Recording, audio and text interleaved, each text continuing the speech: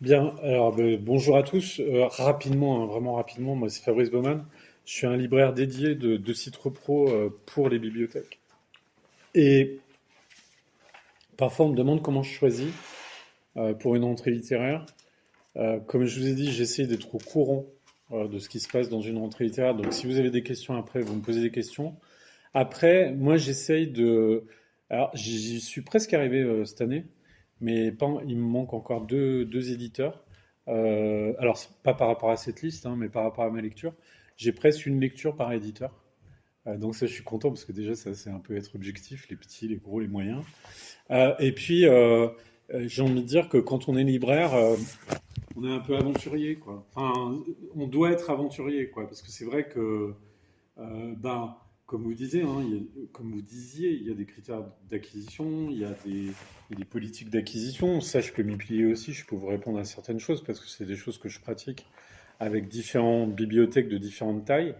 Euh, mais on sait quel est le jeu, quoi. C'est-à-dire que là, on voit déjà les prix, on voit déjà qui sont les éditeurs en lice. Il y a enfin, c'est un jeu. Ça voudrait dire être un peu complotiste, c'est pas ce que je veux dire, hein.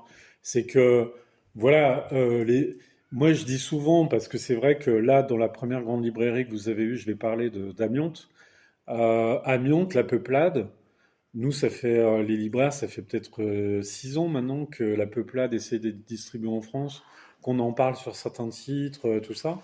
Ben là, d'un seul coup, la Peuplade qui avait tiré son livre à 7000 exemplaires en se disant je vais en vendre sur 2 ans, quoi.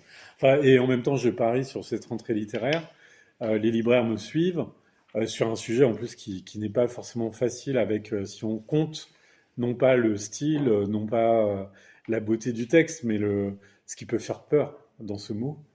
Parce que les gens aussi agissent avec les peurs et les pressentiments, les préjugés avant de lire quelque chose, de comprendre. D'un seul coup, en 4 jours, il n'y avait plus les 7000. Ils ont dû retirer. Je reprends ça à Mariette Navarro, Ultramarin, il y a peut-être maintenant 2 ans, chez Quidam. Quidam qui existe depuis 20 ans, qui est un super éditeur, un super petit éditeur qui n'est pas connu. 10 000 exemplaires, le succès, un grand succès pour eux.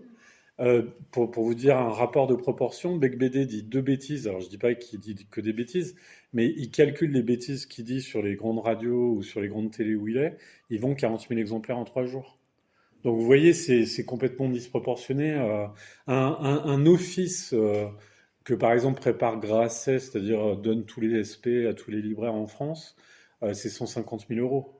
Vous voyez, c'est chose qu'un petit éditeur fait absolument pas. Il n'a pas les moyens, et il peut pas, même avec des aides, tout ça. Donc le jeu est un peu biaisé. Ça ne veut pas dire que les livres sont pas des enjeux. Moi, j'ai des gros enjeux dans cette rentrée littéraire de petits éditeurs sur des projets parfois à long terme qui sont des projets incroyables. Donc, qui sont bah ouais, des paris faits par des gens qui n'ont pas les moyens de faire des gros paris. On sait ce qu'est le monde du livre aujourd'hui, c'est compliqué. Et là, j'ai envie de dire, parce que moi, je suis pas du tout vive les petits, pas du tout les gros. Moi, je suis avec les gros et les petits. Ce qui m'intéresse, c'est lire, c'est les auteurs, c'est ce qu'ils arrivent à faire. Euh, on est sur un millésime incroyable, c'est-à-dire qu'on va dire que sans que ce soit péjoratif, les auteurs installés, euh, c'est toutes sortes Daoud, chez Gallimard, qui avait fait Le cœur cousu. Ouais, que ça soit chez Actes Sud, Muriel Barbery, que j'ai commencé, donc je peux vous en parler si vous voulez. C'est des auteurs un peu installés, quoi. Enfin, je veux dire, ils ont de la place, ils ont un tirage, ils sont distribués. C'est des super bons bouquins, enfin vraiment. Euh, et les primo-auteurs ou les seconds romans, dans cette liste, il y a des seconds romans, parce que moi j'aime bien voir, je sais qu'il y a des gens qui commencent déjà à être critiques avec 20 grâces.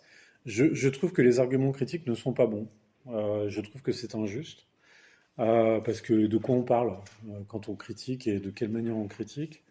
C'est intéressant toujours de se poser la question de là où on critique, de là où on parle. Et du coup, c'est une très bonne rentrée. Donc, vous n'avez pas assez de sous, je vous le dis tout de suite. Voilà. Ça, on le savait déjà. Donc, donc le choix cornélien, ça va être encore plus votre crâne le soir, comme ça, va dire aïe aïe aïe. Et puis to be or not to be, et puis la BDP, vous en êtes où? Ils n'ont pas le budget non plus. Donc, donc je vous dis, vous êtes dans la, voilà, dans la panade, quoi. Voilà. Donc pas la peine d'y penser. Allons-y gaiement comme chaque année. Voilà quoi. On fait comme on peut. Oui, c'est 474 titres, 454 titres, je crois. Oui, c'est abaissé. Ouais, Il me semble qu'avant c'était 600, c'est tout 700. relatif. Ouais, mais ça, on est descendu progressivement. Alors, c'est bien parce que comme il y a eu un décret pour augmenter les délais de paiement des libraires, c'est bien. Alors, faudra pas dire qu'après les éditeurs vivent de la trésorerie des libraires.